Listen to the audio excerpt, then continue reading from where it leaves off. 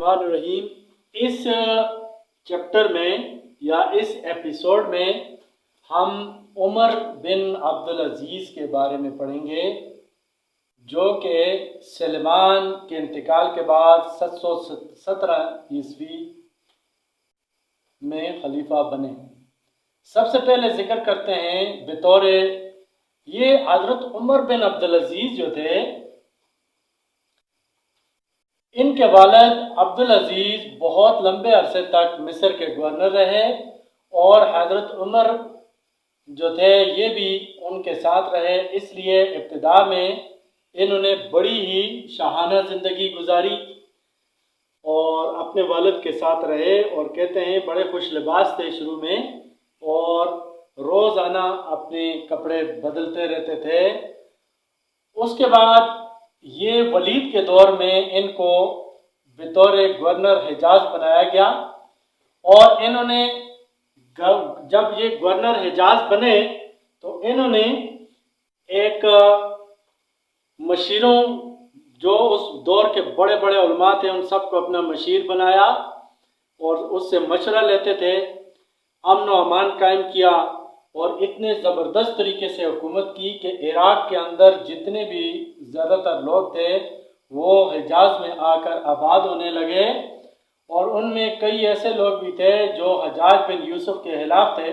حجاج بن یوسف نے ولید سے شکوہ کیا، پہلے تو عمر بن عبدالعزیز کو لکھا کہ ان باغی لوگوں کو اور ان کو وہاں آباد نہ ہونے دو، لیکن جب انہوں نے بات نہ مانی تو ولید سے شکوہ کیا، اور بعد میں ولید نے ان کو بطور گورنر حجاز ہٹا دیا۔ اب ہم آتے ہیں ان کی خلافت کی طرف۔ تو جب یہ خلیفہ بنے تو سلمان کے بعد یہ خلیفہ بنے ہیں، تو انہوں نے سب سے پہلے کیا کیا ہے کہ انہوں نے یہ سوچا کہ چونکہ مجھے سلمان نے خلیفہ بنایا ہے، اس میں مسلمانوں کی رائے شامل نہیں ہے، لہذا سارے مسلمانوں کو جمع کر کے اس نے کہا کہ لوگوں، میری خواہش اور عام مسلمانوں کی رائے کے لیے بغیر مجھے خلافت کی ذمہ داری میں مبتلا کیا گیا ہے، اس لیے میری بیعت کا جو توق تمہاری گردن میں ہے میں خود اسے اتارے دیتا ہوں، تم جسے چاہو اپنا خلیفہ منتخب کر سکتے ہو۔ یہ تقریر سن کر سارا مجمع جو تھا وہ یک زبان ہو کر بولا کہ ہم آپ کو خلیفہ مانتے ہیں۔ اس کے بعد جب سب نے بیعت کی تو آپ نے ویسی ہی تقریر کی جیسی حضرت ابوبکر صدیق رضی اللہ تعالیٰ عنہ اپنی خلیفہ بننے کے بعد کی تھی، اور اس کے بعد آپ خلیفہ مقرر ہو گئے، اور خلیفہ مقرر ہوتے ہی آپ نے سب سے پہلے جو کام کیا وہ غصب شدہ مال اور جائیدادوں کی واپسی شروع کی۔ اس سلسلے میں انہوں نے کیا کیا کہ شاہی خاندان کے ارکان، اموی و مال اور دوسرے عمائدین جنہوں نے ناجائز طریقے سے اپنی جاگیریں بنائی تھیں، اور یہ اتنا نازک وقت تھا اور اتنا نازک اس کے حالات تھے کہ اس کو یہ ہاتھ نہیں لگا سکتے تھے، لیکن پھر بھی انہوں نے اللہ پر بھروسہ کر کے آغاز کیا اس کام کا۔ بنی مروان کو تم کو دولت اور شرف کا بڑا حصہ ملا ہے، میرا خیال ہے کہ امت کا نصف یا 2/3 مال تمہارے قبضے میں ہے۔ تو ان لوگوں نے جواب دیا کہ خدا کی قسم جب تک ہمارے سر تن سے جدا نہ ہوں گے اس وقت تک یہ جائیدادیں واپس نہیں ہو سکتی۔ خدا کی قسم نہ ہم اپنے آباء و اجداد کو کافر بنا سکتے ہیں اور نہ اپنی اولادوں کو مفلس بنائیں گے۔ حضرت عمر رضی اللہ تعالیٰ عنہ نے فرمایا، خدا کی قسم اگر اس حق میں تم میری مدد نہ کرو گے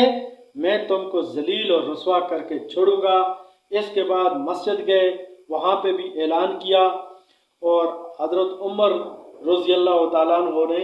اس تقریر کے بعد جتنے بھی ان کی سندیں تھیں بنو امیہ کی وہ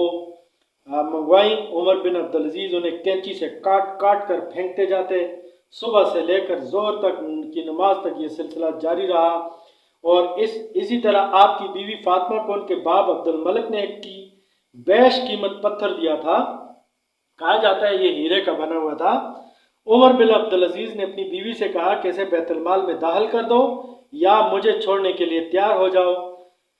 تو اس کی بیوی نے وہ پتھر بیت المال میں داخل کر دیا۔ اس طرح جتنی بھی غصب شدہ جائیدادیں تھیں تو عمر بن عبدالعزیز نے ایک ایک کر کے ان کے یا تو مالکوں کو واپس کی یا اور باقی بھی جس کے پاس مال تھا، خزانہ تھا، سب سے کہا اور بیت المال میں جمع کرنے کا حکم دیا۔ فدق کا فیصلہ، یہ فدق جو تھا ایک باغ تھا جس کا میں ذکر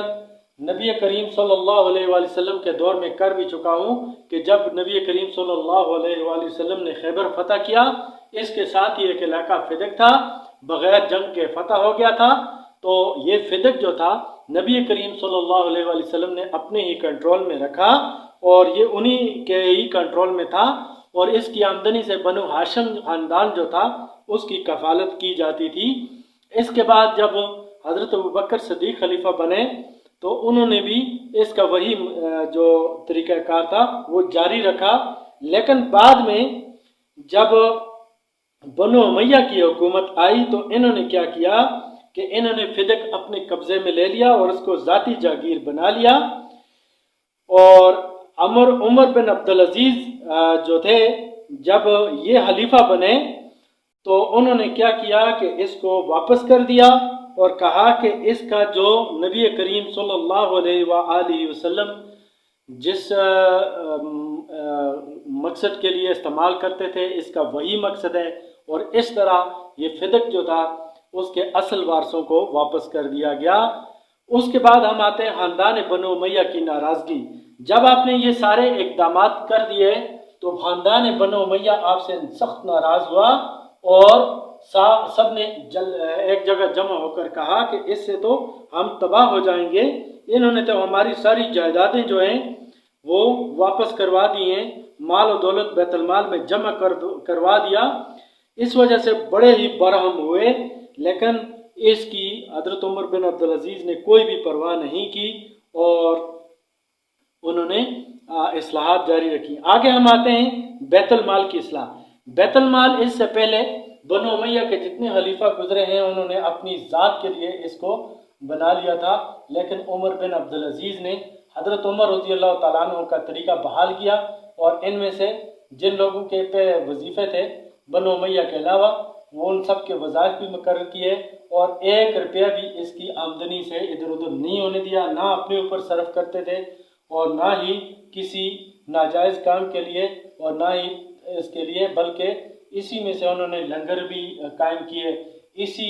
بیت المال سے لوگوں کے وظائف بھی مقرر کیے۔ آگے ہم آتے ہیں ظالم عہدیداروں کا تدارک۔ اسی طرح جتنے بھی ظالم عہدیدار تھے جو ظلم کرتے تھے ان سب کو حضرت عمر بن عبدالعزیز رضی اللہ تعالیٰ عنہ نے بالکل ان کو منع کیا کہ کسی پر ظلم زیادتی، کہتے ہیں کہ جیلوں میں جتنے لوگ تھے سب کو رہا کر دیا گیا۔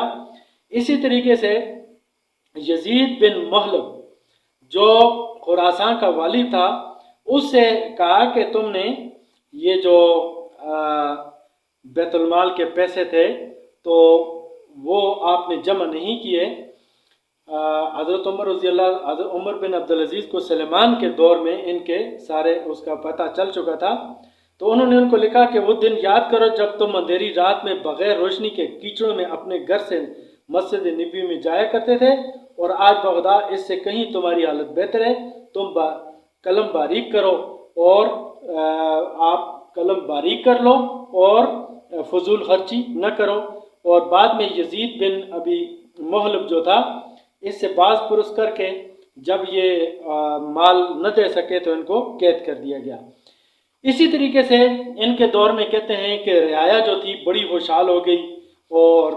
انہوں نے جو غیر مسلموں سے ٹیکس لیا جاتا تھا وہ بھی کم کر دیا، اور یہ کہا کہ جو لوگ مسلمان ہوں گے ان سے کسی قسم کا ٹیکس نہیں لیا جائے گا،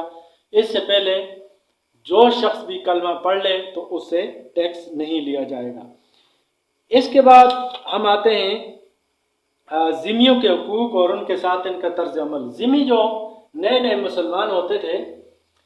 تو ان کے ساتھ بھی حضرت عمر بن عبدالعزیز نے بڑا اچھا بھلائی والا معاملہ کیا، اور وہ سب کے سب اس کے ساتھ ہو گئے۔ اسی طرح ذمیوں کے ساتھ نرمی برتو، انہوں نے بہت سارے جو ان کے گورنر تھے ان کو لکھا، اور ذمی کے خون کی قیمت مسلمان کے خون کے برابر قرار دی۔ ایک بار ہیرا کے ایک مسلمان نے ایک ذمی کو قتل کر دیا۔ حضرت عمر بن عبدالعزیز نے ہیرا کے حاکم کو لکھا کہ قاتل کو فوراً مقتول کے ورثاء کے حوالے کر دو،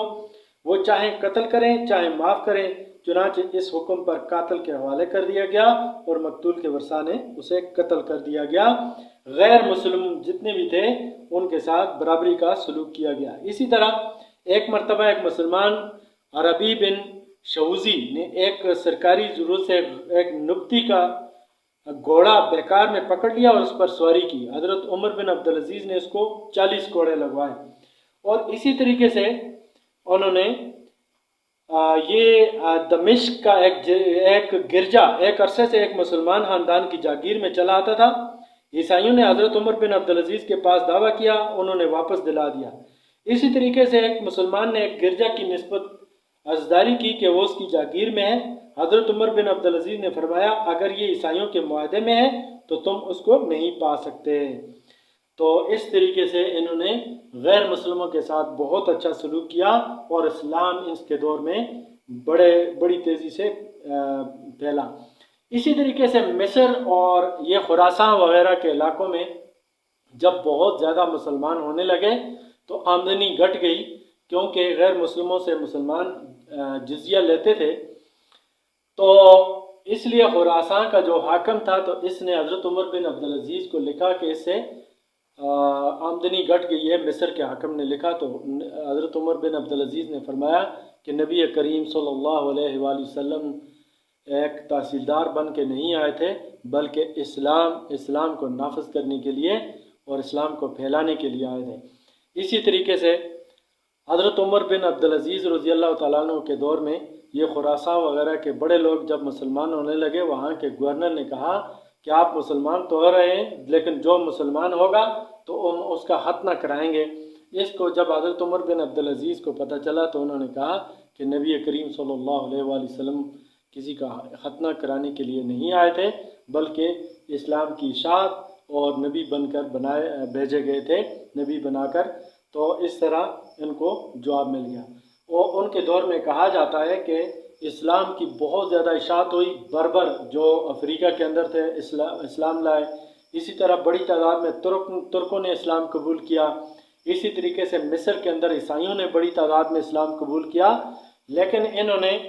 بیت المال کو اتنی زبردست طریقے سے مینیج کیا کہ اتنا زیادہ لوگ اسلام لانے کے باوجود ان کی آمدنی میں کوئی فرق بعد میں نہیں پڑا، مسلسل آمدنی بڑھتی رہی۔ آگے ہم آتے ہیں اخلاق کی اصلاح۔ آپ نے اخلاق کی بھی اصلاح کی، اور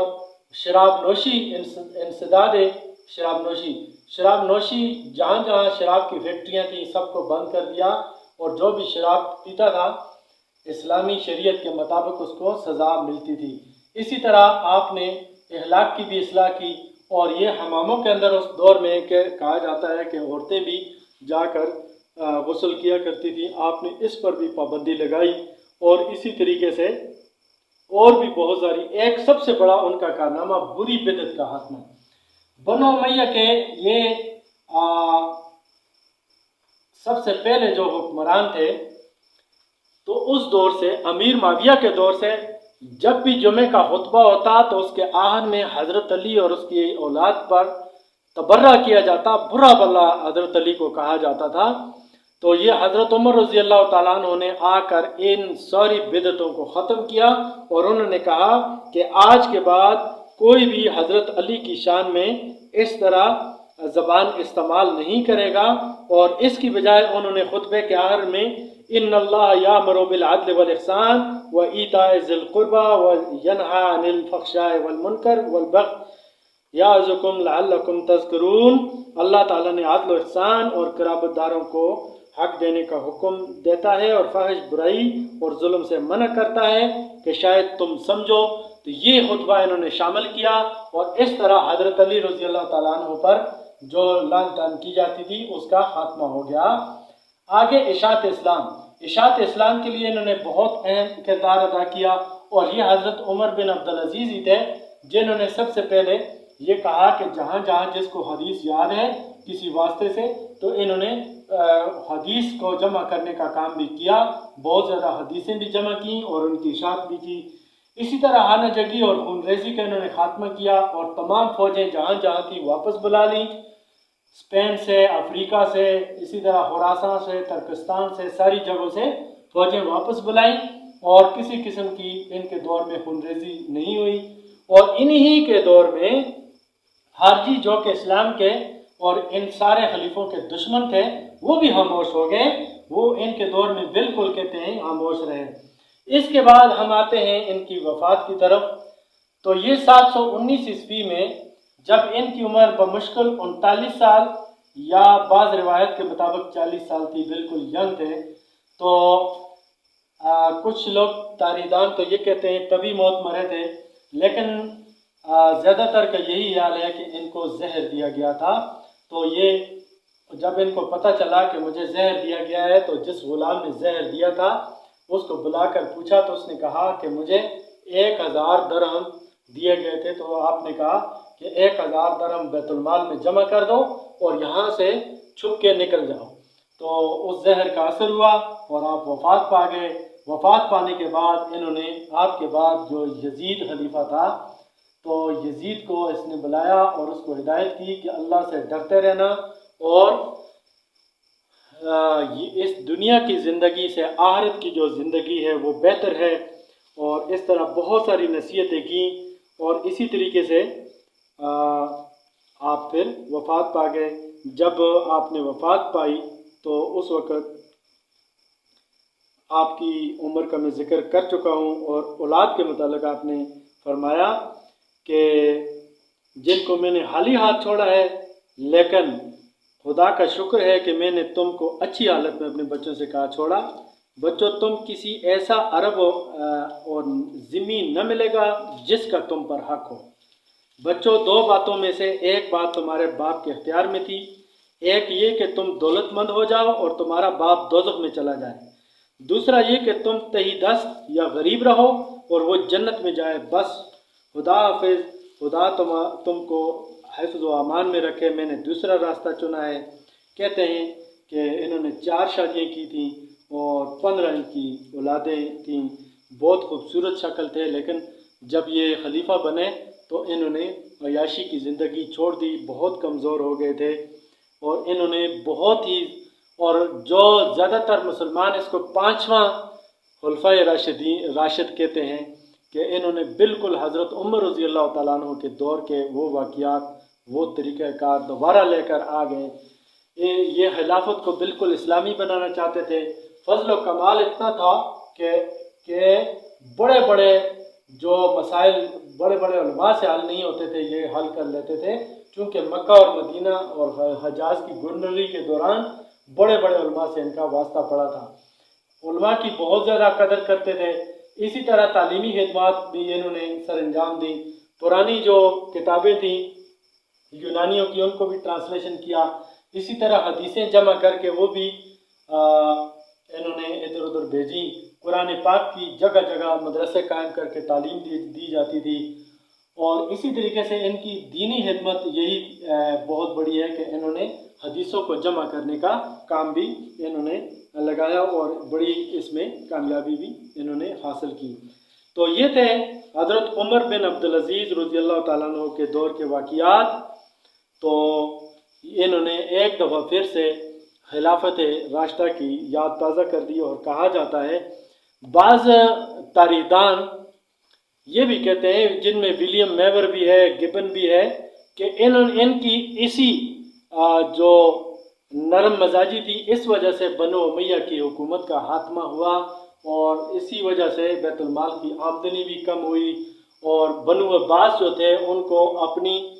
تبلیغ کرنے کا بھی انہی کے دور میں موقع ملا۔ لیکن حضرت عمر بن عبدالعزیز رضی اللہ تعالیٰ عنہ نے جس کمال طریقے سے بڑے بڑے جو گورنر تھے بنو امیہ کے اور جو خلافت کو چینج، یہ تاریخ اسلام کا ایک سنہری دور ہے، ان جیسا ایک خلیفہ جو ہے بعد میں کبھی بنو عباس کے دور میں بھی کسی کو نصیب نہیں ہو سکا۔ بڑے نیک انسان تھے، اور ینگ ہی 40 سال کی عمر میں ان کا انتقال ہو گیا۔ یہ تھے حضرت عمر بن عبدالعزیز کے واقعات، اور اس کے بعد نیکسٹ ایپیسوڈ میں انشاءاللہ ہم اس کے بعد کے آنے والے خلفاء کے بارے میں پڑھیں گے۔ تو آج کے اس ایپیسوڈ میں بس اتنا ہی۔